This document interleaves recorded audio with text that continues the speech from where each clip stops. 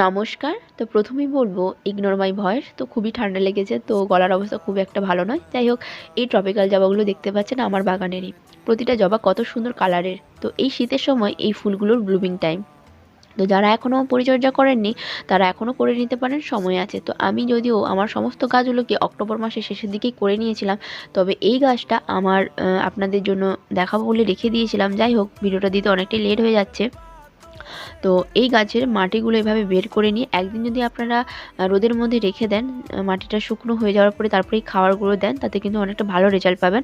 যাই হোক, আমি এখন দেখানোর জন্য এমন একটা সময় নিই, তো আমি মুখেই বলে দিলাম আপনারা ওভাবেই করবেন। এখানে আমি পটাশ, অ্যাপসম সল্ট, কিছুটা ডিএপি আর এনপিকে দিয়ে আমি খাবারটা বানালাম। আপনারা চাইলে গোবর সার দিতে পারেন, আমার কাছে গোবর সারটা শেষ হয়ে গেছে তাই আর দিতে পারলাম না। তারপরে মাটি দিয়ে এভাবে জল দিয়ে দিলেই কমপ্লিট। তো আজকে তবে আসি, দেখা হচ্ছে পরের ভিডিওতে, বাই।